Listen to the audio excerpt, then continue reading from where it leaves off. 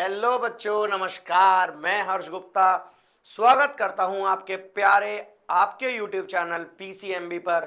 समर्थ batch चल रहा है जिसमें हम नीट 2026 के लिए प्रिपेयर कर रहे हैं, जो आप सभी के लिए बिल्कुल कंप्लीट है और बिल्कुल फ्री ऑफ कॉस्ट चल रहा है। तो भैया, हमने स्टार्ट कर रखी है समर्थ बैच सीरीज। फटाफट से चैनल को लाइक और सब्सक्राइब करो ताकि आप इस पूरी सीरीज को अच्छे से फॉलो करके अपने नीट के रिजल्ट को अचीवमेंट तक बना सको। मतलब नीट का रिजल्ट तुम्हारा अचीवमेंट बन जाए। ऐसे रिजल्ट के लिए हमें सब्सक्राइब और फॉलो कर लो। आज का जो लेक्चर है थर्मोडायनेमिक्स का, उसमें हम गिब्स फ्री एनर्जी और थर्मोकेमिस्ट्री के बारे में पढ़ने वाले हैं। और हम थर्मोकेमिस्ट्री थोड़ी डिटेल में पढ़ने वाले हैं। सॉर्ट ऑफ में बोलूं, कुछ बातें जो नीट में नहीं पूछी गई हैं, नीट में नहीं पूछी जाती थी, वो भी हम इसमें पढ़ेंगे। मतलब क्या ये भैया जेई वाले देख सकते हैं? बिल्कुल देख सकते हो, जेई वाला कॉन्सेप्ट ही है। तो आज की क्लास बहुत ज्यादा इंपॉर्टेंट है। क्लास करते हैं स्टार्ट। समर्थ बैच आपके लिए हो चुका है तैयार। ठीक है भैया, कंडीशन क्या है वो समझते जाना प्लीज।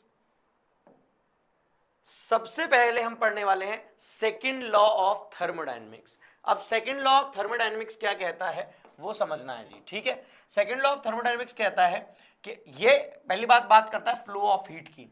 मतलब जितनी भी चीजें इस यूनिवर्स में हो रही हैं, और natural process in universe are irreversible और natural process are spontaneous process. मतलब एक तो इरिवर्सिबल है और स्पॉन्टेनियस है। मतलब जब भी कोई इरिवर्सिबल केस आए तो आप क्या मान लोगे कि वो कैसा केस है? एक स्पॉन्टेनिटी का केस है, एक स्पॉन्टेनियस केस है। बात समझ में आ रही है? इरिवर्सिबल, स्पॉन्टेनियस, याद रखना। अब इरिवर्सिबल मीन समझो, देखो इस दुनिया में जो भी घट रहा है वो इरिवर्सिबल है। एक बालक पैदा हो गया, अभी मत कहना कि वो मर गया। अरे भाई, मर गया तो वो ऐसे कोई होगा कि अब दूसरा जन्म होगा ना, आगे बढ़ता जाएगा ना, पीछे तो कहीं नहीं जाएगा ना। समझ रहे हो? एक चिड़िया का अंडा फूट के चिड़िया बाहर आ गई, अब वो मर गई तो वापस अंडे में कोई चली जाएगी? इरिवर्सिबल है ना, अंडा तो खत्म, चिड़िया का बच्चा, अब चिड़िया का बच्चा खत्म हो गया तो वो अब उसका कोई कॉन्सेप्ट नहीं है। ठीक है, ऊपर झरना ऊपर से नीचे गिर गया, गिर गया। सन अर्थ ने सन का चक्कर लगा दिया, लगा दिया, दोबारा लगाएगी, अब पीछे टाइम नहीं आएगा, टाइम धीरे धीरे आगे बढ़ता जाएगा। इरिवर्सिबल कंडीशन है टाइम। बात समझ में आ गई? Due to spontaneous process entropy of universe increasing. Entropy क्या होती जा रही है? रैंडमनेस क्या होती जा रही है? इंक्रीज होती जा रही है। किसकी? यूनिवर्स की, continuously. Entropy of an isolated system increases. Isolated system की एंट्रोपी जो है वो इंक्रीज होती जा रही है, पॉजिटिव होती जा रही है, जीरो से बड़ी होती जा रही है। सिस्टम और सराउंडिंग की जो टोटल एंट्रोपी है वो क्या होती जा रही है? बढ़ती जा रही है। मतलब सिस्टम भी बढ़ता जा रहा है और सराउंडिंग्स भी बढ़ती जा रही हैं, इरिवर्सिबल हैं, स्पॉन्टेनियस हैं। क्लियर है वाली बात? नेक्स्ट बात, गिव्स फ्री एनर्जी, ये पढ़ना है। ठीक है, मैं डेरिवेशन करके लाया हूं तो मैं डेरिवेशन में टाइम वेस्ट में नहीं करूंगा, डायरेक्ट चीज समझा दूंगा। ठीक है, गिव्स फ्री एनर्जी क्या होती है? गिव्स free energy is defined at the constant temperature and pressure. किस पर? कांस्टेंट टेम्परेचर और कांस्टेंट प्रेशर पर होती है। To predict the spontaneity of the process. मतलब हम इसको जो दिख रहा है ना साफ साफ, हाँ, तो हम जो इसको कर रहे हैं वो कैसे? कांस्टेंट टेम्परेचर और कांस्टेंट प्रेशर पर। मतलब गिव्स फ्री एनर्जी एक थर्मोडायनेमिक्स है। मतलब अगर थर्मोडायनेमिक्स है तो एक स्टेट फंक्शन आगे पाथ फंक्शन है, which is use to measure the capacity of system to do useful. कितना यूजफुल होगा। अच्छा, गिव्स फ्री एनर्जी की कंडीशन क्या होती है वो समझो। देखो, अभी तक जो हम वर्क कैलकुलेट कर रहे थे ना, वो एक एक्सपांशन वर्क था, वो एक एक्सपांशन वर्क था। अब जो हम वर्क कैलकुलेट करेंगे वो एक नॉन एक्सपांशन वर्क है। देखो, जितना भी हमने काम करा उसके अलावा काम, एनर्जी कहीं रह गई, कहीं छूट गई, जो कैलकुलेट ही नहीं हो पाई। तो जो सब कुछ छूट चुका है ना कैलकुलेट करने के लिए इस चैप्टर में, वो हम गिव्स फ्री एनर्जी में कैलकुलेट कर लेते हैं। इसलिए इसको बोलते हैं गिव्स फ्री एनर्जी। बाकी सारी एनर्जी जिनको हम पढ़ चुके हैं, उसके अलावा जितनी कहीं से भी छोटी मोटी इधर उधर बच गई, वो सब गिव्स फ्री एनर्जी के अंदर इंक्लूड कर ली जाती है। Clear? Work gives free energy is the part of the total energy system which can be converted to into useful. जो भी है सारा। The terms gives free energy was introduced to explain the criteria of spontaneity in the term। मतलब energy is equals to useful work और randomness work। मैंने क्या बताया? useful work जो हम इस चैप्टर में पढ़ रहे थे, expansion work, और रैंडमनेस मतलब नॉन एक्सपेंशन वर्क, दोनों। मतलब delta G is equals to delta H minus T delta S, ये होता है। समझ में आया? मैं लिख दूं यहाँ पे, जैसे यहाँ लिखा हो ना, delta G is equals to delta H minus T delta S, ये है स्पॉन्टेनिटी का क्राइटेरिया। क्लियर है? अब तुम बाकी सारे पढ़ लो। एक्सटेंसिव प्रॉपर्टी है, स्टेट फंक्शन है, ये कैसे निकाला, डेल्टा जी कैसे निकालोगे, फाइनल माइनस इनिशियल, ऐसे करके डायरेक्ट फॉर्मूला बना दिया। तुम लोगों को डेरिवेशन सीखने की अब कोई खास जरूरत नहीं है, इसलिए मैं सिखा भी नहीं रहा हूं, 11वीं 12वीं की बात है। बिल्कुल सेम समझो फटाफट से, क्या कैसे करा। सिस्टम और सराउंडिंग्स होते हैं, मैं क्या कर सकता हूं, सिस्टम और सराउंडिंग में समझना, मैं सराउंडिंग को लिख सकता हूं माइनस सिस्टम। मतलब अगर सिस्टम कुछ देगा तो सराउंडिंग लेगा, अब सराउंडिंग कुछ देगा तो सिस्टम कुछ लेगा। तो सिस्टम लिखा हुआ था ऐसा पॉजिटिव, तो मैंने सिस्टम को क्या मान लिया, नेगेटिव, क्योंकि अगर मान लो सराउंडिंग्स जो है वो ले रही है तो नेगेटिव हो जाएगी ना। तो मैंने लिख दिया total system minus system, surroundings minus system में चेंज कर दी गई है। और एक्चुअल में जो तुम्हारा फॉर्मूला बना है वो बना है ये वाला, मतलब minus delta G is equals to delta H minus T delta S. अब ध्यान सुनना, मैं क्या बताना चाहता हूं, अगर ये नेगेटिव है तो रिएक्शन जो है वो स्पॉन्टेनियस होगी। मतलब डेल्टा जी जितना नेगेटिव उतनी चीज क्या होगी, स्पॉन्टेनियस। देखो क्या लिखा है, इफ, ये तो चलो अब आगे की बात है, डेल्टा जी अगर डेल्टा एस पॉजिटिव है, दिमाग लगाओ, ये पॉजिटिव है तो प्लस माइनस माइनस, इसमें से माइनस हो जाएगा नेगेटिव स्पॉन्टेनिटी, पर ये बड़ा होना चाहिए। अभी बताऊंगा, इसके लिए पूरी टेबल है, ठीक है। और सिमिलरली इसका उल्टा है कि भैया ये नेगेटिव तो ये पॉजिटिव, डेल्टा एस जीरो तो डेल्टा एस जीरो हो जाएगा, तो ये जीरो तो डेल्टा एच डेल्टा जी के बराबर आ जाएगा। बहुत सारे क्वेश्चन डायरेक्ट सॉल्व होते हैं इसमें। मतलब जो हमें मेन पढ़ना है वो ये पढ़नी है टेबल। समझ में आ रही है बात? अब इसमें डेल्टा जी तुम्हें नेगेटिव निकालना है और नेगेटिव निकालकर काम चलाना है, बस काम हो गया। देखो मैं करके दिखाता हूं। फॉर्मूला क्या है मुझे एक बार बता दो, delta G is equals to delta H minus T delta S. सही है? यहां तक बात, आवाज आ रही है ना सबको, क्लियर है? वहां तक आवाज सही है जी भैया, बिल्कुल सही है। डेल्टा जी, अब ध्यान सुनना, डेल्टा एच नेगेटिव और ये पॉजिटिव, पॉजिटिव नेगेटिव नेगेटिव, ये भी नेगेटिव ये भी नेगेटिव, ऑलवेज स्पॉन्टेनियस। कैसे स्पॉन्टेनियस? Always spontaneous. दिख रहा है भैया कलर, पीला कर लेंगे, ऑलवेज स्पॉन्टेनियस। सही है जी, ये तो दिख रहा है। ये नेगेटिव, ये भी नेगेटिव, नेगेटिव नेगेटिव पॉजिटिव। अब नेगेटिव नेगेटिव पॉजिटिव है अगर, तो ये नेगेटिव ये पॉजिटिव, इसका मतलब क्या होना चाहिए, डेल्टा एच जो होना चाहिए वो बड़ा होना चाहिए डेल्टा एस, या मैं बोलूं टी डेल्टा एस से। समझ में आया? देखो ये नेगेटिव है, इसकी डेल्टा एस की वैल्यू भी नेगेटिव है। अब नेगेटिव और नेगेटिव मल्टीप्लाई होंगे तो पॉजिटिव हो जाएंगे, तो नेगेटिव और पॉजिटिव मल्टीप्लाई होगा तो कौन सा आंसर आएगा, जो बड़ा होगा। तो डेल्टा, अगर एच नेगेटिव बड़ा होगा तो नेगेटिव आंसर आएगा, जिससे डेल्टा जी स्पॉन्टेनियस हो जाएगा। यहां तक बात समझ में आई? देखो ये भी नेगेटिव ये भी नेगेटिव, सही है। ये डेल्टा जी वाली टेंशन इसमें देखो, अगर डेल्टा जी नेगेटिव है, इसमें वैल्यू पुटी करवा रखी है, ठीक है, पुटी करवा रखी, कोई दिक्कत वाली बात नहीं, तो सेम टू सेम यही कंडीशन बैठेगी। ये दोनों नेगेटिव है, नेगेटिव नेगेटिव पॉजिटिव हो जाएगा, सेम कंडीशन आ जाएगी। अच्छा, लेकिन अगर ये पॉजिटिव है, ये पॉजिटिव है, तो नॉन स्पॉन्टेनियस होगी हाई टेम्परेचर पर। समझ में आया? देखो ये नेगेटिव ये नेगेटिव, नेगेटिव नेगेटिव पॉजिटिव।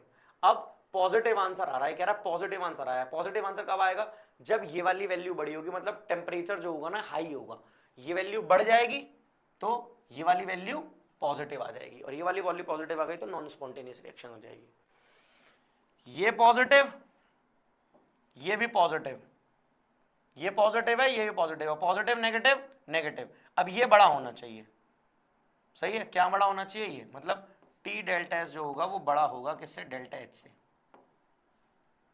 ये भी पॉजिटिव ये भी पॉजिटिव, ये भी केस होना चाहिए T delta S greater than H, ये होना चाहिए। और ध्यान से सुनना, पर ये नेगेटिव आया है। अब देखो ये पॉजिटिव नेगेटिव नेगेटिव, ये कब होगा, जब ये टेम्परेचर क्या होगा ज्यादा, मतलब कहाँ होनी चाहिए रिएक्शन, हाई टेम्परेचर पर होनी चाहिए। इस बात का ध्यान रखना। एक कंडीशन है, ये पॉजिटिव है ये नेगेटिव है, नेगेटिव पॉजिटिव, ये नेगेटिव नेगेटिव पॉजिटिव, ये भी पॉजिटिव ये भी पॉजिटिव। तो हमेशा जब पॉजिटिव ही आंसर आएगा तो ऑलवेज रिएक्शन जो होगी वो नॉन स्पॉन्टेनियस होगी। ये ध्यान रखना, ये टेबल से बहुत सारे क्वेश्चन हो जाते हैं, आराम से समझ लो। पता क्या करना, अगर समझ में ना आए तो ये यहाँ पर वैल्यूज पुट करना, ये माइनस, ये प्लस, ये माइनस, और उसके बाद देखना ऑलवेज स्पॉन्टेनियस। हर जगह से तुम्हें कंडीशन समझ में आ जाएगी, आराम से सॉल्व कर रहा हूँ। Relation between standard gives energy change और इक्विलिब्रियम कांस्टेंट। ध्यान से देखो, अगर मैं इसके लिए गिव्स चेंज लिखूं तो delta G is equal to delta D naught R T L N हो जाएगा। यहां तक बात समझ में आ गई। अगर मैं बात कर रहा हूं कि भैया इक्विलिब्रियम है तो डेल्टा जी जो है वो जीरो हो जाएगा और क्यू जो है वो के बराबर हो जाएगा। तो मैं इसको लिख सकता हूं delta G naught is equal to minus R T L N K, और आर टी एल एन के को मैं चेंज करने के लिए ये लिख रहा हूं, मतलब delta G is equal to हो जाएगा माइनस 2.303 आर टी लॉग के सी। अब इक्विलिब्रियम है कॉन्सेंट्रेशन पर तो के सी आ गया। बात समझ में आ गई। ये एंटी लॉग लगा के निकाल रखा है, बस बहुत आसान, देख लो आराम से, कोई दिक्कत नहीं। ऐसा होना चाहिए, ऐसा ही होना चाहिए था। चलो जी आगे आ गई बात, बहुत बढ़िया। एग्जाम्पल आ गया 10th। प्लीज एग्जाम्पल एक बार देखो, मैंने तुम लोगों को 100 बार सिखाया है कि जब क्वेश्चन आए करे ना तो डरा मत करो, करा करो, ठीक है। अब करो एक बार, क्वेश्चन क्या लिखा हुआ है, क्या कहता है, A1 ATM का प्रेशर है इतने डिग्री टेम्परेचर, सही है, और what will be the vaporisation of liquid for spontaneous process. Spontaneous process, अच्छा देखो हो किसका रहा है, वाटर का हो रहा है, स्पॉन्टेनियस वेपोराइजेशन हो रहा है, मतलब मैं लिख सकता हूं H2O जो है वो लिक्विड से कन्वर्ट हो रहा है H2O गैस में, एंट्रोपी बढ़ेगी, ये समझ में आ गया, बहुत बढ़िया। अब ध्यान सुनते जाना, जो प्रेशर है वो तो 1 atm मार्क्ड है, 1 atm, सही। अब सुनो, delta G is equals to delta H minus T delta S. यहां तक आ गई बात समझ। अब डेल्टा एच पता है, डेल्टा एस पता है, और टेम्परेचर भी पता है, कर दो G calculate. Delta H 9710 minus temperature 273.27, 300, तो 300 इंटू 26। यहां तक बात समझ में आ गई, क्लियर। करो भैया कैलकुलेट, 26 इंटू 300 तो 26 इंटू 3, 6 18, 3 6 और 1 7, 00, मतलब 9710 माइनस 7800। क्लियर है यहाँ तक बात, कोई दिक्कत, इसमें से घटा दो आंसर आ जाएगा, बस 9710 7800 1, 17 में से 8 गए 9, 8 में से 1910 कैलोरीज। कॉन्सेप्ट क्लियर, देख लो आराम से, सॉल्व है, बिल्कुल सॉर्टेड है, कुछ नहीं करा, गिव्स फिर एनर्जी निकाली। चलूं आगे, बहुत बढ़िया। हा हा हा हा हा, देखो क्या कुछ क्वेश्चन आया, कह रहा है एंट्रोपी की वैल्यू कुछ दे रखी है, ध्यान सुनते जाना। एंट्रोपी की कुछ वैल्यू है, H2 की ये, इसकी ये, HCl की ये, 1 atm का प्रेशर ये बनाना है, सही। अब ध्यान देखना, मैं कैसे करता हूं, प्रोडक्ट माइनस रिएक्टेंट, कैसे लिख सकता हूं, चेंज निकालने के लिए मैं लिख रहा हूं, एंट्रोपी चेंज में निकालने के लिए लिख रहा हूं, प्रोडक्ट की एंट्रोपी माइनस रिएक्टेंट की एंट्रोपी। अब प्रोडक्ट की कितनी है, HCl की कितनी रखी है, 2 इंटू 186.7। अब ये मत कहना कि भैया 2 कहां से आया, देखो ये रहा, माइनस रिएक्टेंट की प्लस कर दो, 130 और 233, 130 और 223 है भाई, 233 नहीं 223, माइनस 3 5 2 और 1 3, और ये 7 14 1 6 दूनी 12 1 13 1 8 दूनी 16 1 17 1 2 कम 2 3, इसमें से घटा दो आंसर आ जाएगा, घटा दो आंसर आ जाएगा। किलो जूल का तो बसोड़ा नहीं थी कोई। क्लियर है भैया? पॉइंट भी तो लगाना है, पॉइंट। अब देखो 373 353 थोड़ा सा ही अंतर है, इतना बड़ा अंतर नहीं है, ये आंसर हो जाएगा। मतलब इसमें तुम जोड़ लोगे 4 5 8, हाँ ठीक है यही आ जाएगा। कर लो कैलकुलेट, देख लो ना। अरे यार 73 में से 53 का कितना ही अंतर है, 20 का ही तो अंतर है, थोड़ा सा अंतर और 19 का आंसर। क्लियर, सिंपल, सॉल्व भी नहीं करना था। विच of the following is the least random state of water? Ice, least, ये दोनों तो बहुत आराम से मिल जाते हैं। ये तो माइनस कम, 0 से कम में मिलेगा, और हर जगह का माइनस 0 से कम नहीं होता, क्योंकि ये तो स्टीम जो है ये तो तुम्हें 100 से के पास ही मिल जाती है, 100 का टेम्परेचर तो हो जाता है, कम पे मिल जाता है, इवेपोरेशन कंडेंसेशन में मिल जाता है।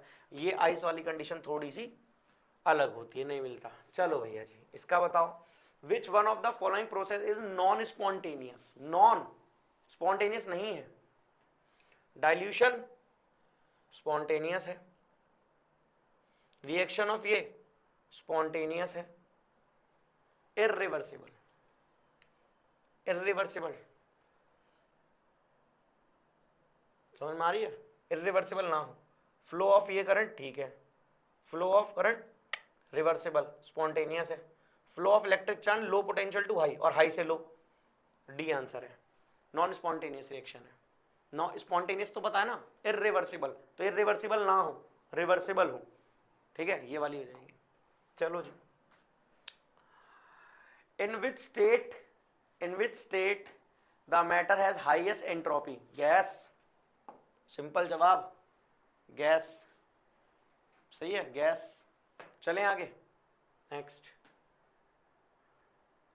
विच of the following pair of a chemical reaction certain to result the spontaneous? देखो स्पॉन्टेनियस के लिए क्या था, delta G is equals to delta H minus T delta S. मतलब या ये नेगेटिव हो, अब नेगेटिव का मतलब एक्सोथर्मिक हो, तो या इसमें से ये वाला आंसर नहीं होगा, ये वाला आंसर नहीं होगा, क्योंकि एक्सोथर्मिक में से हीट निकलेगी, सिस्टम हीट देगा तो नेगेटिव हो जाएगा। अब चेक कर लो,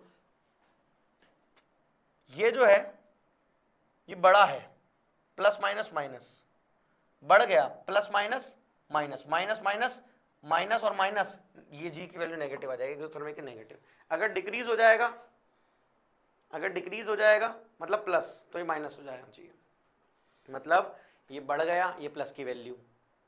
अब अगर ये घट गया तो माइनस की वैल्यू, और माइनस प्लस हो जाएगा, तो प्लस और माइनस, प्लस भी आ सकता है आंसर, तो क्या पता डेल्टा जी पॉजिटिव आया नेगेटिव आया, कुछ नहीं पता।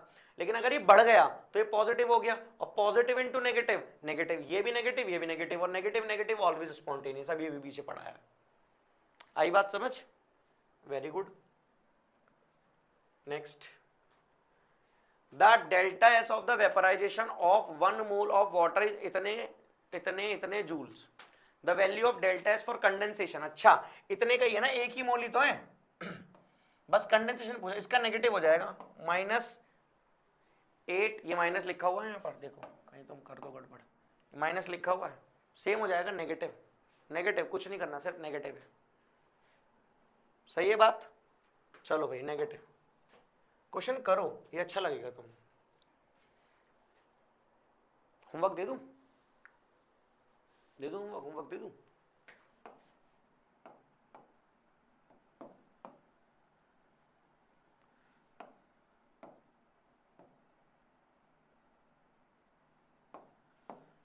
हाँ जी बहन, देखो एंट्रोपी कब होगी मैक्सिमम? सॉलिड से, देखो गैस से गैस की एंट्रोपी इतनी मैक्सिमम नहीं होती, सॉलिड से गैस की सबसे ज्यादा होती है। अब देखो सॉलिड से गैस तो बना है, पर गैस तो पहले भी थी, ये सॉलिड से सॉलिड और गैस दोनों बना है, ये सॉलिड से गैस बना है, ये गैस से गैस, मतलब सबसे ज्यादा सॉलिड से बनने वाली की होती है, इसकी आंसर हो जाएगा सॉलिड पूरा टूट कर एंट्रोपी बना दी, कार्बन डाइऑक्साइड बना दी। इसके अंदर सॉलिड पहले से रिएक्टेंट में गैस थी, इसमें भी पहले से रिएक्टेंट में गैस थी, इसमें भी पहले से रिएक्टेंट में गैस थी। इसके पास रिएक्टेंट में एंट्रोपी लगभग जीरो थी और एकदम से कितनी बढ़ गई होगी, जीरो से सब कुछ बढ़ा। इसके पास तो एंट्रोपी जीरो नहीं होगी, कुछ होगी क्योंकि गैस है, इसके पास भी गैस है, इसके पास भी गैस है, तो इसके पास तो एंट्रोपी होगी कुछ ना कुछ, लेकिन ये जीरो से बढ़कर कहीं भी आएगी तो सबसे ज्यादा मैक्सिमम किसमें होगी, इसी में होगी। बात समझ में आई? ये वाला क्वेश्चन करो, ये वाला क्वेश्चन का आंसर तुम लोग मुझे बताओ, क्वेश्चन का आंसर बोलो जल्दी से फटाफट। The occurrence of reaction is impossible,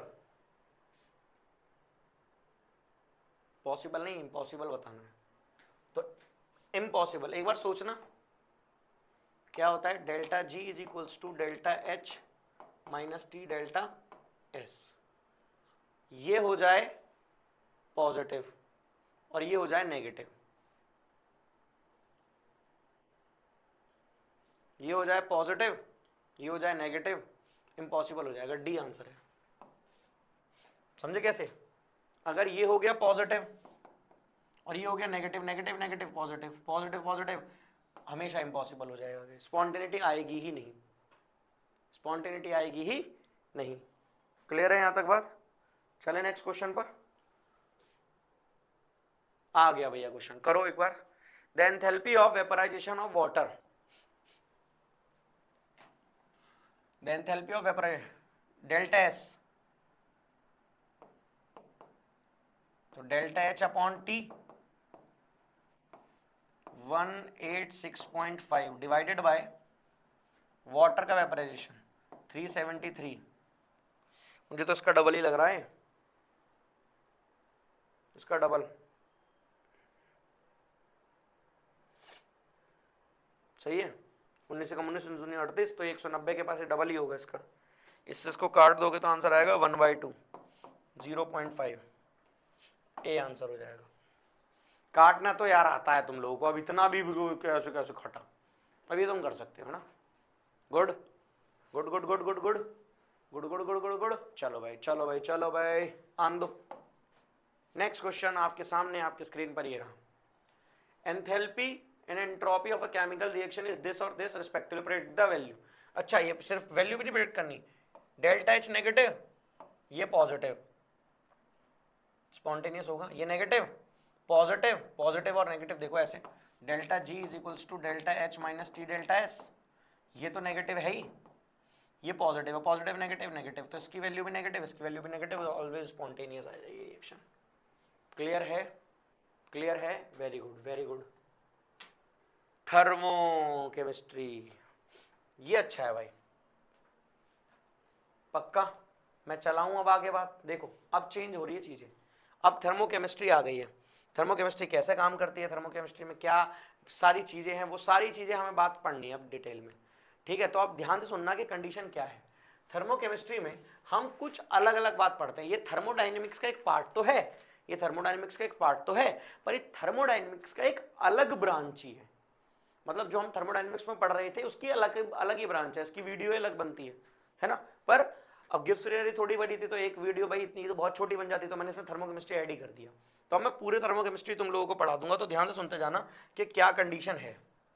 देखो ए थर्मोकेमिस्ट्री इक्वेशन क्या होती है, represents both the material change and the energy change, energy भी चेंज हो रही है और मटेरियल भी चेंज हो रहा है। While writing a thermochemical equation, the heat evolved in case of exothermic और the heat absorbed in case of endothermic। मतलब एक्सोथर्मिक और एंडोथर्मिक दोनों में बात करने वाले हैं। मतलब is indicate to the product side balance chemical equation, for example this, जैसे गैस गैस से लिक्विड बन गया है ना, तो इसकी डेल्टा एच मतलब एच एंथैल्पी चेंज क्या ही है, ग्रेफाइट से रोम्बिक सल्फर से रिएक्ट करके CS2 बन गया, तो इसकी एंथैल्पी चेंज क्या ही है, मतलब चाहे एक्सोथर्मिक हो चाहे एंडोथर्मिक हो। अब किसी को अगर एक्सोथर्मिक एंडोथर्मिक नहीं पड़ा तो मैं बता देता हूं, जो हीट होती है वो दो होती है, एक होती है एंडो और एक होती है एक्सो। दिख रहा है वहां तक? एक्सोथर्मिक एंडोथर्मिक एंटर करवाई जाती है, एक्सोथर्मिक एग्जिट करवाई जाती है। देखो एंडोथर्मिक वो जिसके अंदर हीट जाए, एक्सोथर्मिक वो जिसके अंदर से हीट निकलकर आ जाए। अब एंडोथर्मिक EN एंटर, EX एक्सो बाहर आना। क्लियर, बहुत बढ़िया। नेक्स्ट चलो, exothermic, the reaction which involve heat is called exothermic. Exothermic के लिए ध्यान सुनते जाना, एक्सोथर्मिक के लिए इसके अंदर हीट इन्वॉल्व हो, निकलती जाए। अब निकल रही है, सिस्टम से निकल रही है तो डेल्टा H नेगेटिव, मतलब प्रोडक्ट माइनस रिएक्टेंट में रिएक्टेंट जो होगा वो ज्यादा बड़ा होगा। कॉन्सेप्ट क्लियर है? रिएक्टेंट है वो जो ज्यादा क्या होगा, बड़ा होगा। फॉर एग्जाम्पल कंबशन की रिएक्शन, न्यूट्रलाइजेशन की रिएक्शन, रेस्पिरेशन की रिएक्शन, सब में क्या होती है, हीट निकलती है। क्लियर। एंडोथर्मिक जिसके अंदर हीट क्या होती है, एब्जॉर्ब होती है, मतलब ये होगा पॉजिटिव। और पॉजिटिव कब आएगा, जब प्रोडक्ट की साइड बड़ी होगी और रिएक्टेंट की साइड छोटी। जैसे डिसोसिएशन रिएक्शन एंडोथर्मिक होती है, फ्यूजन की reaction endothermic, vaporization endothermic, sublimation endothermic, photosynthesis endothermic. और फोटोसिंथेसिस तो तुम जानते हो कि डाइजेशन की रिवर्स होती है, डाइजेशन वाली एक्सोथर्मिक और एंडोथर्मिक फोटोसिंथेसिस। ये आया भैया बढ़िया, देखो ध्यान से क्या आया, हीट ऑफ रिएक्शन और standard enthalpy of reaction. Heat of reaction और स्टैंडर्ड एंथैल्पी ऑफ रिएक्शन, ध्यान सुनना क्या होती है। Heat of reaction standard, standard है तो भैया तुम्हें पता है स्टैंडर्ड आ गई तो कुछ 1 यूनिट, ग्राम, 1 चीजों पे स्टैंडर्ड यूनिट चीजों पे बात कर रहा होगा। देखो क्या, enthalpy of reaction is defined as the quantity of heat involve और absorb when molar quantity of substance react in the amount of represented by chemical equation at a constant pressure and temperature, the substance being is their standard state पर होना चाहिए और molar quantities होनी चाहिए। ये इसकी formation क्या है, मोलर होना चाहिए, मोलर की कंडीशन होनी चाहिए। क्लियर है यहां तक? चलें आगे। Very good, very good. Factor affecting heat or enthalpy change, देखो क्या लिखा, the enthalpy change of the reaction delta H depend on the following factors. ठीक है, physical state of the reactant and the product, physical state of the reactant and the product. ध्यान सुनना, the delta H of reaction depends on the physical state reactant और product. For example when hydrogen and oxygen combines to give liquid, the heat reaction is differ when they are combined to form gaseous water। मतलब जब ये दोनों मिलकर liquid बनाते हैं और ये दोनों मिलकर गैसियस बनाते हैं तो दोनों की कंडीशन क्या होती है, अलग अलग, मतलब फिजिकल स्टेट पर डिपेंड करती है। अगर H2 और O2 से वाटर लिक्विड बन रहा है तो अलग एंथैल्पी चेंज आएगी, और गैसियस बन रहा है तो अलग एंथैल्पी चेंज आएगी। State change, enthalpy change, simple बात लिख सकता हूं। स्टेट चेंज मीन्स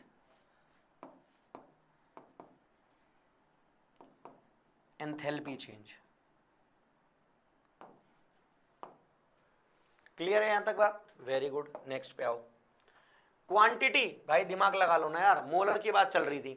अब क्वांटिटी बढ़ाओगे तो एंथैल्पी बढ़ जाएगी, क्वांटिटी घटाओगे एंथैल्पी घट जाएगी। अब एंथैल्पी पे डिपेंड करता है बढ़ने घटने वाली कौन सी कंडीशन है। देखो क्या लिखा है, when the amount of heat is involve or absorbed the depending on the amount of reactant. For example the heat of combustion of 2 moles of carbon is double than the heat of combustion of 1 mole of carbon. Simple बात है, simple बात है भाई। CH4 को तुम जलाओगे तो carbon dioxide और water मिलेगा, नो डाउट। पर अब तुम ये 1 है तो ये 2 है, ये 1 है ये 2 है। अगर मैं इसको 2 मोल कर दूं, 2 मोल, तो ये सारी रिएक्शन पलट जाएगी ना। ये बढ़ गया तो ये भी सब बढ़ जाएगा, ये 2 है। क्लियर है? 2 मोल की अलग वैल्यू आएगी। भाई दिमाग लगा लो, एक जने की चाय बनाने में कम समय लगेगा, 2 जनों की में ज्यादा। रीजन, क्वांटिटी बढ़ जाएगी, टेम्परेचर अब ज्यादा हो मांगेगा वो। कंडीशन क्लियर है? तो क्वांटिटी पे डिपेंड कर रहा है। नेक्स्ट, एलोट्रॉपिक मॉडिफिकेशन, बिल्कुल बिल्कुल बिल्कुल एलोट्रॉपिक, मतलब कार्बन ग्रेफाइट है अलग होगा, ज्यादा टफ नहीं है। डायमंड है बहुत टफ है। तो देखो क्या लिखा है, the amount of heat involve और absorb energy for the different form the substance are differ. For example diamond की ये रही, ग्रेफाइट की ये रही। डायमंड की ज्यादा, ग्रेफाइट की कम। क्लियर है बात? देख लो, दिख रही है, अंतर है। ये हार्ड है, ये हार्ड नहीं है, दोनों से रिएक्शन करा दी है, कॉन्सेप्ट क्लियर है? थर्मोकेमिस्ट्री तुम्हें याद होनी चाहिए धीरे धीरे, इसको 2-3 बार देखना, इस पर्टिकुलर चीज को ना लूप में देखना 2-3 बार, तो तुम्हें अपने आप याद हो जाएगी, फिर तुम्हें रटनी नहीं पड़ेगी थर्मोकेमिस्ट्री। आ गई बात समझ? Next, Kirchhoff's equation. भाई देखो ये तुम लोगों ने पता है कहाँ पढ़ी है? ये तुमने फिजिक्स में पढ़ी है, पर मैं तुम्हें थोड़ी डिटेल में, मैं तुम्हारे लिए थोड़ा बेसिक लेकर आया हूँ उसका। Temperature effect on the heat reaction, Kirchhoff equation, मतलब समझ रहे हो? सीपीएम की बात कर रहा हूँ, delta T2 minus T1 divided by T2 minus T1। सही है यहाँ तक बात? मतलब product minus reactant, CPM minus करना है, मतलब सीपीएम का मतलब समझ रहे हो ना, molar heat capacity at constant pressure. Product का और रिएक्टेंट का आपस में माइनस कर देना, आंसर आ जाएगा। अगर तुम वॉल्यूम का चाहो तो तुम वॉल्यूम में लिख लो, मतलब सीपीएम की जगह सीवीएम लिख लो, कोई दिक्कत नहीं है। चले आगे बात, बाकी वो डिटेल में फिजिक्स में है। प्रेशर और वॉल्यूम, भाई देखो दिमाग लगा लो, the heat of reaction depend on the condition of the constant pressure or volume. भैया ये है delta H equals to delta U plus P delta V, कोई दिक्कत? मे बी देखो delta H may be equal greater or less than U. मैंने तुम्हें तीनों condition पढ़ा रखी हैं। कौन कौन सी कंडीशन है? जब डेल्टा एन जी छोटा होगा, मतलब ये छोटा है, ये माइनस में है, तो इसमें से कुछ घट के आंसर आएगा, मतलब डेल्टा यू जो होगा वो बड़ा होगा डेल्टा एच से। डेल्टा एन जी, ध्यान से देखना, delta n g is equals to 0, तो इसका मतलब delta H is equals to delta U होगा। ये 0 तो सब 0। डेल्टा एन जी बड़ा होगा 1 से, तो इसमें कुछ जुड़कर तब आंसर आएगा, मतलब डेल्टा यू जो होगा अब की बार छोटा होगा डेल्टा एच से। तो ये इक्वल भी हो सकता है, ग्रेटर भी और लेस देन भी। मैंने तुम लोगों को तीनों रिएक्शन में डिटेल में ये पढ़ा रखा है। Condition clear? चलें आगे। हेस लॉ, ये बढ़िया है भैया। देखो क्या कहता है हेस लॉ? हेस लॉ ये कहता है कि आप देखो मेरी बात सुनो, मान लो मुझे यहां से एक एक्स पॉइंट पर जाना है, अब और पाथ एक ही है, मतलब पाथ ये वाला जाना है ना। अब मैं डायरेक्ट चला जाऊं, टूट कर जाऊं, मैं भाई गाड़ी लेके निकला, मैं डायरेक्ट ही वहीं जाके रोकूं गाड़ी। एक बार मैं 3 बार रुक के जाऊं, एक बार मैं 2 बार रुक के जाऊं, डिस्टेंस तो मुझे सेम ही कवर करना है, पेट्रोल तो मेरा बराबर लगेगा, एनर्जी तो मेरी बराबर लगेगी। सिमिलर ही कंडीशन है। अगर आप हेस लॉ में कंडीशन क्या है, अगर आप एक रिएक्टेंट से एक प्रोडक्ट पर पर्टिकुलर जाते हो तो आप डायरेक्ट जाओ या आप टूट के पार्ट्स में जाओ, हमेशा जो एनर्जी होगी वो कैसी होगी? सेम। मतलब जैसे देखो इसकी एनर्जी यहां से यहां तक आने में ये लगी, यहां से यहां तक आने में लगी, टोटल आने में ये लगी, जो बराबर है। मतलब आप टूट कर जाओ तो भी, डायरेक्ट जाओ तो भी, एनर्जी क्या होगी? बराबर। मतलब तुम्हें 2 एनर्जी मिले, तुम डायरेक्ट जोड़ दो, एक घटानी है डायरेक्ट घटा लो, कोई दिक्कत वाली बात नहीं है, बिल्कुल एक्सटेंसिव प्रॉपर्टी की तरह काम करता है। This law put the forth by Hess state the resultant enthalpy change in the reaction is the same whether it occur once or several state. जैसे मैं बताया कि पेट्रोल तो उतना ही लगेगा, अब रुक रुक के जाऊं या फिर डायरेक्ट ही चला जाऊं। जो कंडीशन मैंने बताई है वही लिखी हुई है, एक बार पढ़ लेना, चाहे 1 स्टेप में जाओ, चाहे 2 स्टेप में, चाहे 3 स्टेप में, या किसी भी स्टेप में। ये देखो यहाँ पे दोनों को ऐड करा और आंसर आ गया माइनस का 1205। देख लो आराम से, कोई दिक्कत वाली बात नहीं, कोई दिक्कत नहीं, बहुत आसान है, बहुत ही ज्यादा आसान, भयंकर आसान। ठीक है जी, चलो the type of heat of the reaction बताना, ध्यान सुनते जाना।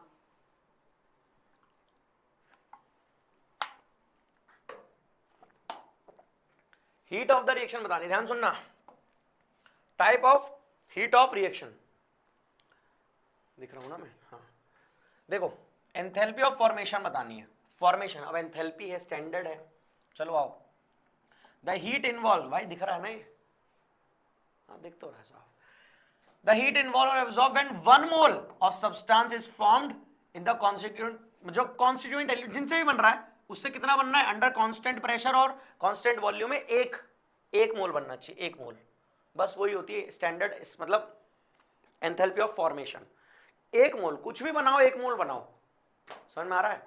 किसी को पागल बना दो तो एंथैल्पी ऑफ फॉर्मेशन ऑफ पागल, समझ में आ रही है? फॉर्मेशन ऑफ पागल, एंथैल्पी फॉर्मेशन ऑफ पागल, तो वो 1 मोल ही पागल बनाना, उससे ज्यादा पागल मत बनाना, गड़बड़ हो जाएगी नहीं तो। चलो आगे, application of delta H. Delta H कैसे कैलकुलेट करें? एनी जनरल केसेस, देखो जैसे रिएक्शन लिखी हुई है तो प्रोडक्ट में से रिएक्टेंट घटा देना, आंसर आ जाएगा। प्रोडक्ट में से रिएक्टेंट घटा दो, आंसर आ जाएगा।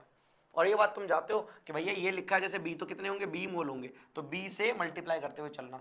स्टोइचियोमेट्रिक कोएफिशिएंट से एंथैल्पी जो होगी वो मल्टीप्लाई होती जाएगी। पीछे भी HCl वाला क्वेश्चन कराया है, उसमें दोनों की एंथैल्पी में जैसे 2HCl था तो 2 से मल्टीप्लाई करके लिखा था, सिमिलरली यहाँ पर ऐसे लिखा हुआ है। कहो तो एक बार लिख के दिखा दो। प्रोडक्ट की एंथैल्पी लिखनी है तो डेल्टा सी मतलब डेल्टा एच सी का प्लस डेल्टा एच किसका, डी का। और ये फॉर्मेशन हीट है सारी, ये सारी फॉर्मेशन वाली हीट है। अच्छा, सी के लिए कोएफिशिएंट है सी और डी के लिए कोएफिशिएंट है डी, माइनस प्रोडक्ट हो गया, रिएक्टेंट लिखो डेल्टा, डेल्टा नहीं डी लिखना है ना, वो डेल्टा लिखना है ना, डेल्टा ए फॉर्मेशन किसका यार, ए नहीं, डेल्टा एच लिखना है ए का, डेल्टा एच लिखना है ए का फॉर्मेशन और multiply by A, plus delta H लिखना है बी का फॉर्मेशन मल्टीप्लाई बाय बी, बस हो गया। मतलब product minus reactant, simple, clear. चलें आगे, चलो ये कुछ एग्जांपल है, साफ साफ देख लो। अरे ये एग्जांपल नहीं है, ये क्वेश्चन आया भाई ये एग्जांपल लिख रहा है, ये तो क्वेश्चन आया। अब ध्यान से सुनना, किसकी पूछिए, फॉर्मेशन ऑफ NCl2, मतलब N2 प्लस Cl2 को मिला दूंगा तो NC3 बन जाएगा, और इसको बनाने के लिए इसको हाफ कर दूं और इसको 3/2 कर दूं। ये समझ में आया, ये बनाना ना, तो फॉर्मेशन ऑफ हीट चाहिए थी तो मैंने n बराबर करने के लिए, अभी इसको बैलेंस नहीं करा यहाँ तो 1 मोल के लिए निकालने, 1 मोल के लिए तो इसको ऐसे ही रहने दिया, इसको हाफ कर दिया, इसको हाफ कर दिया। अब देखो N2 किसी में है, ये रहा N2 इस वाले में, रिएक्टेंट साइड है, ठीक है। Cl2 देखो किसी में है, इसमें भी है, इसमें भी है, इसमें भी है और इसमें भी है, ठीक है, तो कोई दिक्कत वाली बात नहीं है। अब ध्यान से देखो, अब NaCl किसमें, NaCl3 किसमें, ये रहा। मतलब अब करना क्या है, ये जो होगा इन दोनों को ऐड करना है और इसमें से माइनस कर देना, आंसर आ जाएगा। देखो कैसे, सुनना, NH3 आपस में कट जाएंगे। अब भाई काट देंगे अगर तो नाश हो जाएगा ना, फिर ये फॉर्मेशन कैसे होगा। तो मैं क्या कर रहा हूं, इस रिएक्शन को पलट दूंगा, मतलब मैं इस रिएक्शन को माइनस में ले जाऊंगा। अगर मैं इस रिएक्शन को माइनस में ले जाऊंगा तो ये ऐसे दिखेगी कुछ, NCl3 plus 3HCl gives NH3 plus 3Cl2। दिख रहा है ना, हाँ दिख रहा है। ये समझ में आया, कोई दिक्कत तो नहीं। ये रिएक्टेंट है भाई, यही फॉर्मेशन करना है, इसको रिवर्स लिख लो, वैसे लिख लो, तुम्हारी मर्जी है। तो NCl को मैंने ये बना लिया। अब मैं इसको भी एक बार पलट के लिख रहा हूं, इस वाली रिएक्शन को। तो देखो इस वाली रिएक्शन को अगर मैं पलट के लिखूंगा तो कैसे दिखेगी, 2HCl gives H2 plus Cl2। ये भी पलट लिया, मतलब इसकी वैल्यू हो गई माइनस डेल्टा H1 और इसकी वैल्यू हो गई माइनस डेल्टा H3 अब देखो ये 3 है, अब इसको मैं क्या करूंगा, 2 से डिवाइड कर दूंगा।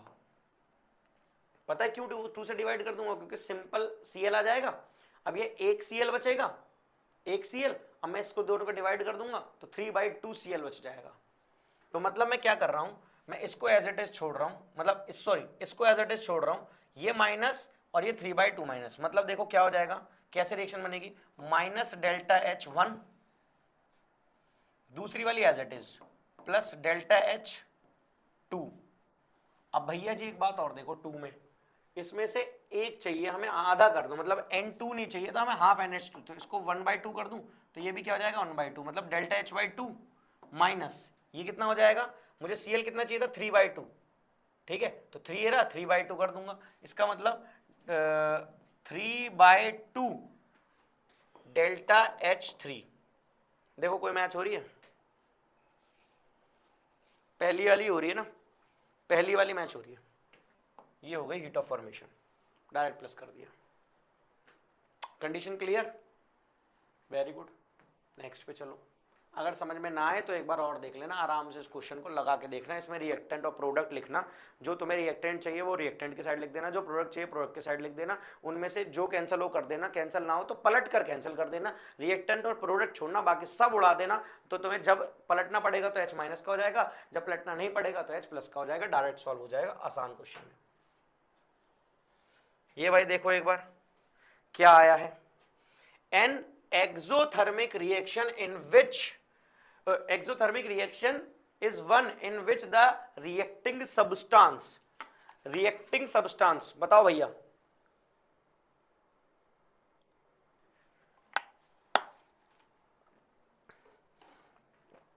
रिएक्टिंग सब्सटेंस है, ठीक है। अब रिएक्टिंग सब्सटेंस है तो कंडीशन सुनो, अगर रिएक्टिंग सब्सटेंस है और एक्सोथर्मिक है, हीट निकाल रहा होगा, अब हीट निकाल रहा है तो हीट रिएक्टेंट के पास ज्यादा होगी, है ना, मतलब सॉरी रिएक्टेंट के पास नहीं, प्रोडक्ट के पास ज्यादा होगी, क्योंकि एक्सोथर्मिक है ना, निकल रही है, बाहर निकल रही होगी। तो at the high temperature at then the product, product से हाई टेम्परेचर है तभी तो हीट निकाल रहा होगा। भैया कोई गर्म है तभी तो ठंडक कर देगा, तभी तो हीट निकल के जाएगी। अगर पहले से ही कोई ठंडा पड़ा है तो क्या हीट देगा, हीट कौन दे सकता है, जो गर्म हो। क्लियर है यहां तक बात। नेक्स्ट क्वेश्चन आपके सामने आपकी स्क्रीन पर ये रहा, एक एक्सोथर्मिक रिएक्शन है, ठीक है, एक एक्सोथर्मिक रिएक्शन है, वो क्या करेगी, takes place only on heating, endothermic, in accompanied by a flame, in accompanied by a absorption of heat, absorption exothermic है ना, इन एवोल्यूशन ऑफ हीट, डी, मुझे तो लगा था एक भी सही नहीं है, डी। नेक्स्ट लो भाई, एंथैल्पी ऑफ कंबशन आ गया। एक बात बताऊंगा सारी उसी के अकॉर्डिंग है, एंथैल्पी निकालनी कंबशन की 1 मोल के लिए निकाल लो, बस हो गया एंथैल्पी ऑफ कंबशन। 1 मोल के लिए जितनी एंथैल्पी लगेगी जलाने के लिए उतनी उसका एंथैल्पी ऑफ कंबशन होगा। पढ़ लो, enthalpy of combustion given compound is the defined as the enthalpy change when 1 mole of the compound combines with the requisite amount of oxygen to gives the product for the stable formation. और stable formation में जैसे इसकी कुछ value दे रखी है, ये इसको जलाया जलाया जलाया और इसकी एंथैल्पी ऑफ फॉर्मेशन ये लिखी हुई है, 1 की ये लिखी हुई है, 2 की कितनी होगी इसकी डबल, 3 की कितनी होगी इससे ट्रिपल, बस सिंपल, नो बकवास, स्पाइट की तरह बिल्कुल क्लियर है। नेक्स्ट क्वेश्चन आपके सामने, application of the formation of combustion. Application देख लो इसकी क्या है, कुछ नहीं है, कुछ भी नहीं है, मैं क्या बता रहा हूँ, जैसे ये रिएक्टेंट लिखा हुआ है, ये प्रोडक्ट बन गया, सही, ये रिएक्टेंट लिखा है प्रोडक्ट बन गया, मतलब जितना इसका कंबशन की फॉर्मेशन है अब उतनी इसकी और इसकी अलग अलग लिख के यही प्रोडक्ट बनानी है। डायरेक्ट ये प्रोडक्ट बना लो या इन दोनों को मिलाकर ये प्रोडक्ट बना लो, दोनों की कंबशन जो होगी वो डायरेक्ट होगी। अब तुम कैसे बना सकते हो कि भैया हीट ऑफ कंबशन लिखना है, इसकी डायरेक्ट की माइनस कैसे कर दो, इसकी और इसकी माइनस कर दो, आंसर आ जाएगा। मतलब कुछ नहीं करना तुम्हें, हर बार ये करना है, H combustion reactant minus H combustion product, बस आंसर आ गया। बस हमें ये करना, प्रोडक्ट रिएक्टेंट, रिएक्टेंट में से प्रोडक्ट माइनस करते जाओ, आंसर आता जाएगा। ध्यान सुनो, अभी तक तुम कर रहे थे प्रोडक्ट में से रिएक्टेंट माइनस, अब तुम्हें करना है रिएक्टेंट में से वो प्रोडक्ट, रिएक्टेंट में से प्रोडक्ट माइनस। हाँ क्लियर है, ध्यान रखना, कोई दिक्कत नहीं है। देखो ना, इससे ये बना, अब मैं इससे ये बना रहा हूं, इन दोनों से ये बना रहा हूं, इससे जाओ या इससे जाओ, मतलब रिएक्टेंट और मतलब प्रोडक्ट और रिएक्टेंट में से रिएक्टेंट की माइनस कर दोगे प्रोडक्ट, क्योंकि देखो ना कंबशन है, समझ रहे हो, अब कंबशन है, कंडीशन समझना, इसको हीट दी जा रही है तो इसमें से इसे माइनस कर दोगे, आंसर आ जाएगा, सिंपल है, इसे हीट दे रहे हो, क्लियर, जला रहे हो ना इसे हीट दोगे तो ये निकल के आ जाएगा। नेक्स्ट, नेक्टा कैलोरीफिक वैल्यू, देखो कैलोरीफिक वैल्यू ऑफ फ्यूल क्या होता है, इसको देखिए एक सेकेंड,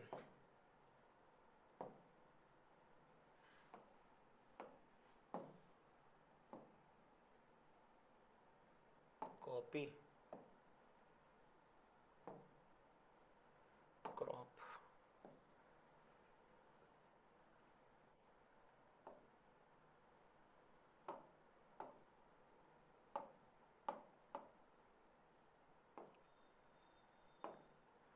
अभी रुकना एक सेकेंड,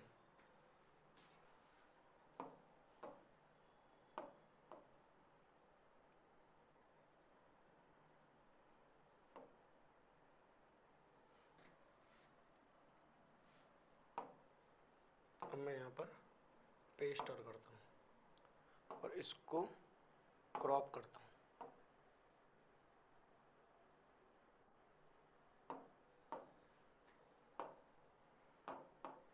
देखो ये क्या समझाना था, ये समझाना है इसलिए लाया हूँ ये, क्योंकि थोड़ा बड़ा सा दिखेगा ना तो तुम्हें अच्छा लगेगा, वो बड़ा छोटा सा दिख रहा था, है ना। अब ध्यान सुनना, ये कैसे लिख दिया मैंने और क्या करा वो सुनना। कैलोरीफिक वैल्यू ऑफ फ्यूल क्या होती है और कैलोरीफिक वैल्यू क्या होती है समझो। देखो कैलोरीफिक वैल्यू क्या होती है समझो, वो फ्यूल सबसे अच्छा होगा जो जिसकी कैलोरीफिक वैल्यू अच्छी हो, मतलब जो कम हीट में ज्यादा जल जाए, ज्यादा एनर्जी तुम्हें दे दे, उसकी कैलोरीफिक वैल्यू है। पेट्रोल की अच्छी, डीजल की कम, समझ रहे हो, इसलिए पेट्रोल महंगा भी होता है। देखो क्या लिख रहा है, nutrition value of food and the useful fuel determine the heat they produce the heating the energy release by the combustion of food and fuel usually compared in the terms of the combustion of energy पर ग्राम, मतलब पर ग्राम जो तुम्हें ज्यादा heat दे। भैया मैंने क्या बताया, अब पर ग्राम में एक 2 दे रहा है, एक 10 दे रहा है, तो 10 वाला अच्छा फ्यूल हो गया। It is known as calorific value, it is defined as the amount of heat in calories or joule, कैसे भी चलो कैलोरी और जूल में तुम्हें कन्वर्ट करना आता है। When 1 gram of substance food और फ्यूल इज कंप्लीटली बर्न, तो जितनी वैल्यू जो आएगी 1 किलो में, जितना भी जो भी वैल्यू आएगी वो उसकी क्या होगी, कैलोरीफिक वैल्यू। जैसे इसकी एनर्जी कितनी आई 9891 किलो जूल। क्लियर है। अब तुम इस तरीके से कैलोरीफिक वैल्यू को कैलकुलेट कर सकते हो, मतलब कैलोरीफिक वैल्यू को कुछ नहीं करना, बस हीट ऑफ कंबशन को मॉलिक्यूलर वेट, मतलब हीट ऑफ कंबशन को मॉलिक्यूलर वेट से डिवाइड कर दो, आ जाएगी। अब देखो जितना मॉलिक्यूलर वेट है ना, और हीट ऑफ कंबशन का रेशियो अगर अच्छा आता है, बढ़िया आता है, तो कैलोरीफिक वैल्यू अच्छी, नहीं तो कम, खराब। क्लियर है बात, कैलोरीफिक वैल्यू समझ में आ रही है। बुआ की कैलोरीफिक वैल्यू अच्छी होती है, बुआ अच्छे से जलती समझ में आया था भाई। चलो नेक्स्ट 36 भाई, देखो क्या कह रहा है, बॉन्ड एनर्जी और बॉन्ड डिसोसिएशन एनर्जी। देखो तो ये तुम थोड़ा सा पढ़ के आ चुके हो केमिकल बॉन्डिंग में, है ना, तो अगर नहीं पढ़े हो कोई दिक्कत वाली बात नहीं, टेंशन नहीं बता रहा हूं, बस एनर्जी चाहिए ऐसा। The required amount of energy to dissociate 1 mole of gaseous bond separated gaseous atom, मतलब गैसियस एटम को अलग करने के लिए जो एनर्जी लग रही है वही क्या होती है, डेल्टा एच ऑफ एंथैल्पी या फिर बॉन्ड फॉर्मेशन या बॉन्ड डिसोसिएशन एनर्जी। जितना टाइट बॉन्ड होगा उतना ही ज्यादा डिसोसिएशन एनर्जी लगेगी। आयनिक में थोड़ी ज्यादा होती है, कोवेलेंट में थोड़ी कम, पर यहाँ गैसियस की बात करिए बस। एंथैल्पी ऑफ सॉल्यूशन, देखो एंथैल्पी ऑफ सॉल्यूशन क्या होता है, when solute is dissolve in solvent of a solution to form during dilution of a solute in any substance a certain amount of heat either absorb or release, constant temperature पर constant pressure पर, वही enthalpy of dilution होती है। हर बार 1 cup चाय बनाने में एक cup चाय बनाने में जितनी एनर्जी लगती है सेम ही लगती है, तो वो एंथैल्पी ऑफ चाय बनाना है। सॉल्यूशन, एक सॉल्यूट को सॉल्वेंट में डिसॉल्व करने के लिए जितनी एनर्जी, जितना एंथैल्पी लग रही है, जितनी एनर्जी लग रही है, एनर्जी चेंज लग रहा है, वही उसकी एंथैल्पी ऑफ सॉल्यूशन है। मिल जाना चाहिए बस, सॉल्यूशन बन जाना चाहिए।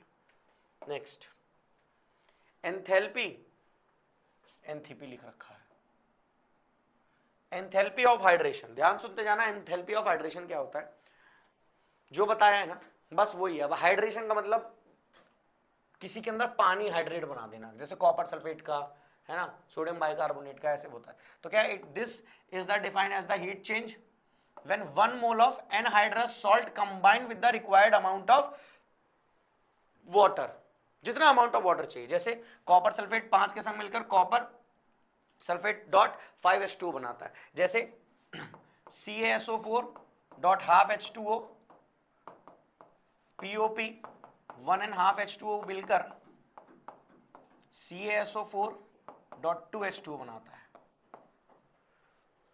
तो इसकी हाइड्रेशन एनर्जी है। बात समझ में आ रही है, क्लियर, कोई दिक्कत।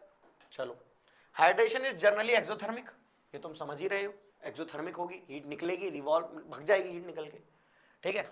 If integral heat by same temperature, integral heat of the solution of hydrated and unhydrated salt is known, the heat of the hydration can be calculated. कैसे कर सकते हो, एनहाइड्रस वाटर की पता है, निकाल दो आंसर आ जाएगा, वाटर और एनहाइड्रस दोनों के निकाल दो आंसर आ जाएगा, मतलब इसकी इतनी है, इसकी इतनी है, कैलकुलेटेड है। ठीक है, यहां तक क्लियर है बात, पानी की बिना पानी के दोनों के। एंथैल्पी ऑफ न्यूट्रलाइजेशन, एनर्जी इतनी न्यूट्रलाइजेशन करने में लग रही है, एसिड बेस और को मिलाओ तो न्यूट्रलाइजेशन हो जाएगा। The reaction in which the acid and base react to give salt form water neutralisation, neutralisation reaction is exothermic in nature, exothermic है। The heat change when 1 gram of equivalent acid is completely neutralised by a base or vice versa dilution के case में। कैसे? Acid मिलाओ, base मिलाओ, neutralisation पाओ, neutralisation की energy है।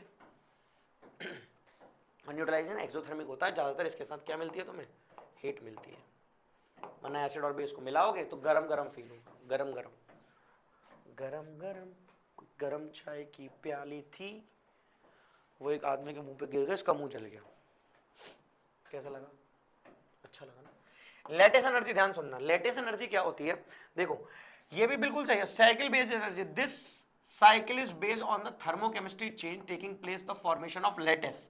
This cycle can be used to determine the lattice energy, which cannot be directly measured. It is defined that heat release when 1 mole of ionic compound lattice is formed an isolated ion in a gaseous state. मतलब ion से एक निकल कर आया और उसने एक अलग सा कॉन्सेप्ट बनाया, अलग ही बन गया, सॉलिडिफाइड हो गया। जैसे ये आया इनने गैसियस मिला और NaCl, मतलब इसकी चेंज हो गया। अब फॉर्मेशन ऑफ NaCl क्या बनाएगा? Lettuce formation. क्यों? NaCl कैसा बनता है? सॉलिड फॉर्म में बनता है। किस फॉर्म में बनता है? सॉलिड। तो बस इन सबको ऐड करते जाओ, आंसर आ जाएगा। जैसे देखो इसने क्या करा होगा, ये पहले सब्लिमेट बनकर गैस बना होगा, भाई गैस की गैस से तो होगी, सॉलिड की गैस से कैसे रिएक्शन होगी? अब उसके बाद आयोनाइज हुआ होगा, इसने देखो इसने इलेक्ट्रॉन इसको दिए होंगे, तो इसने आयोनाइजेशन एनर्जी दिखाई होगी, इसने इलेक्ट्रॉन गेन एंथैल्पी दिखाई होगी। उसके बाद ये Na पॉजिटिव बन गया होगा, Cl नेगेटिव, दोनों को कंबाइन करने के बाद एक लेटिस एनर्जी मिली होगी, उनसे नेट लेटिस एनर्जी निकल के आ गई NaCl की। किसी की भी निकाल लो, किसी की भी। समझ में आ रहा है? जैसे मान लो Mg है और Cl2 है, इससे क्या बनाया? MgCl, MgCl2 बन गया। सही है यहाँ तक बात?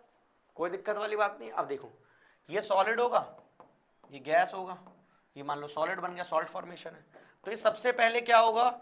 Mg गैस बना हुआ होगा, फिर इसने आयोनाइजेशन एनर्जी निकाल के दी होगी। अब आयोनाइजेशन एनर्जी क्या होती है? आयोनाइजेशन एनर्जी मतलब इसने इलेक्ट्रॉन दिए होंगे, इलेक्ट्रॉन देने के बाद ये क्या बन गया होगा? Mg2 positive. इसने, ये तो गैसियस में था, इसने क्या लिखाई होगी? Electron gain enthalpy. इसने इसके इलेक्ट्रॉन लिए, उसके बाद ये क्या बन गया? Cl negative. अब 2 Cl हैं तो 2 के लिए बन जाएगा, और ये भी गैसियस हो गया, ये भी गैसियस है। इन दोनों ने मिलाकर यहां पर बनाई एक, इसकी लेटिस एनर्जी आई होगी, लेटिस एनर्जी आई होगी, और लेटिस एनर्जी इसमें ऐड कर दो तो ये बन जाएगा। बस खत्म हो गई बात। ये फॉर्मेशन है। हर बार लेटिस एनर्जी ऐसे फिगर आउट करनी है, कोई और तरीका नहीं। अगर ये गैसियस पहले से ही होता तो तुम यहां पर नहीं जाना पड़ता, तुम्हें सिर्फ आयोनाइजेशन एनर्जी और इलेक्ट्रॉन गेन एंथैल्पी को ऐड करना होता, बस ये था कॉन्सेप्ट। करो भाई, ये अच्छा क्वेश्चन आया।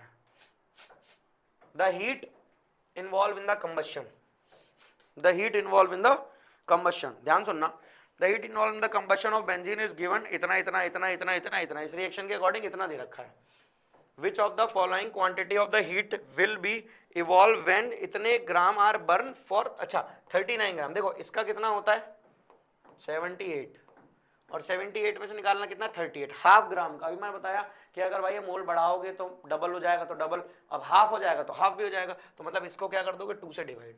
अब इसको 2 से डिवाइड कर दोगे, 16 32 आंसर आ जाएगा। है कोई 16 32? देखो इससे काटोगे तो यार 32 का 16 और 64 का 32 और इसका 3, 16 32.3 आंसर। कैलकुलेट भी नहीं करना, आसान है, हलवा।